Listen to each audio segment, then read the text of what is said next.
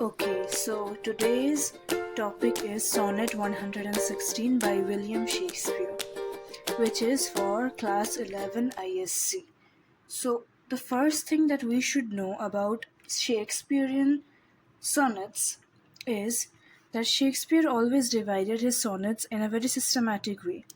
The first four lines, the next four lines, the next, and the next two. The first three sets of four lines, these are called quadrants. The first quadrant, the second quadrant, and the third quadrant. And the last two lines are called couplets. This is a rhyme scheme that has been followed by almost all of Shakespeare's sonnets. He has written a total of 145 sonnets as far as I am aware, and this is sonnet number 116. So, the sonnet of William Shakespeare is dedicated to a Mr. W, who was a very special friend of Shakespeare. He used to admire this Mr. W a lot. He used to admire this young man, and quite a few of William Shakespeare's sonnets about love and adoration have been dedicated to that young man, Mr. W. This is a belief, it's not a confirmed fact, but the more you know. So, without further ado, let's begin the poem. Let me not to the marriage of true minds admit impediments. Love is not love, which alters when it alteration finds, or bends with the remover to remove. So, from the very first line, Shakespeare says that he is no one to judge the marriage of true minds. He is no one to judge love between two minds. So, one thing that is important to know, true.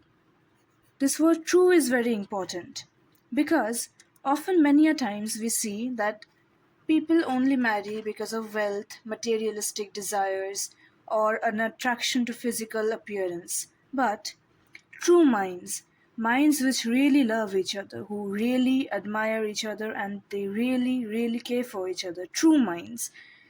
He is no one to judge the marriage of true minds. He is no one to judge the marriage between two people who actually care about each other. Admit impediments. Love is not love. So, impediments means troubles. So, even within troubles, love is not love, which alters when it alteration finds. So, if love changes with time, with alteration, with different environments, with different situations, different troubles arising with each day, if love changes with all those factors, love is not love or bends when the remover to remove. So, when the remover to remove means when one desires to remove love, it cannot be that easily removed. That is the true love. Love that cannot be easily removed. So, that was the first quadrant. Now, oh no, it is an ever fixed mark that looks on tempests and is never shaken. It is a star to every wandering bark, whose worths are known, although his height be taken. This is a very beautiful paragraph. It says, no, love is an ever fixed mark that looks upon tempests and is never shaken. A tempest is a very violent storm that destroys everything in its path. So he says that love is always fixed, it is constant, it never changes, no matter how much of violent storms shake that love. It is a star to every wandering bark. Here, a bark means a ship. So it is the star. A star refers to, if you remember from Julius Caesar, the North Star, which always remains constant, the pole star, which never changes its position. It is that pole star to every wandering ship, whose worths are known, although his height be taken. So a wandering ship in the ocean, often at times when ships get lost, they look for the North Star to find their way back home.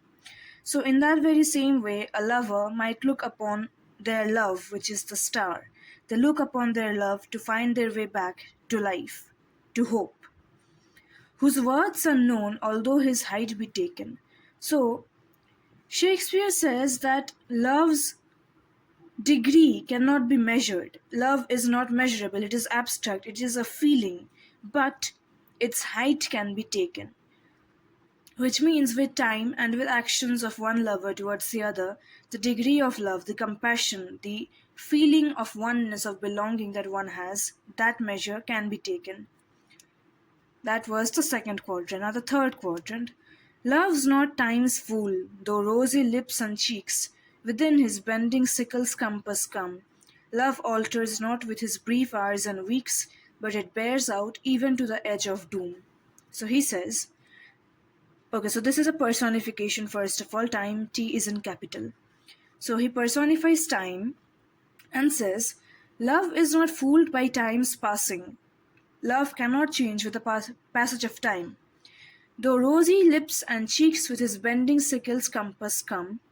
So, with old age, the rosy lips and cheeks of the youth, they vanish, they disappear, they're no longer present. People become dull and pale, and they wither during the old age. But love does not look upon that matter. Love is not time's fool. With his bending sickle's compass come. So, a sickle is usually associated with death. The Grim Reaper usually carries a sickle, which is a tool for harvesting, but in English literature we take a sickle as a tool for harvesting souls. Okay, so even the bending sickle's compass cannot change love. Love alters not with his brief hours and weeks, or it bears out even to the edge of doom. So love is not something that ends after hours or weeks, minutes, years. It stays to the edge of doom. This is very important, the edge of doom, not to the end of death. It does not end when one lover dies. We often think that when one dies, their lover will immediately be like, okay, they have gone, now it's time for me to move on. But true love, marriage of true minds does not change. They do not change even till the edge of doom. That was the third quadrant. Now the final two lines, the couplet. If this be error, and upon me proved, I never writ, nor no man ever loved. So this is a very strong claim that Shakespeare makes. He says, if this poem of mine is proven false, if this is error, and I am proved wrong, then I was never a writer, and no man has ever loved. So he is that sure of his words that he is confident enough to declare that if this poem is considered false by anyone, he is not a true writer. So the speaker argues that true love cannot change even if lovers alter over time. So there is this popular saying that says, if you're bored of a song, change the song, not the artist. So true love cannot change even if the lovers change. Essentially, this sonnet presents the extreme ideal of romantic love, which never changes. And the meaning of time in this sonnet is also very important. Time plays an important role because according to Shakespeare, time is a universal destroyer that destroys everything, but he also says that time cannot have effect on the love between true minds.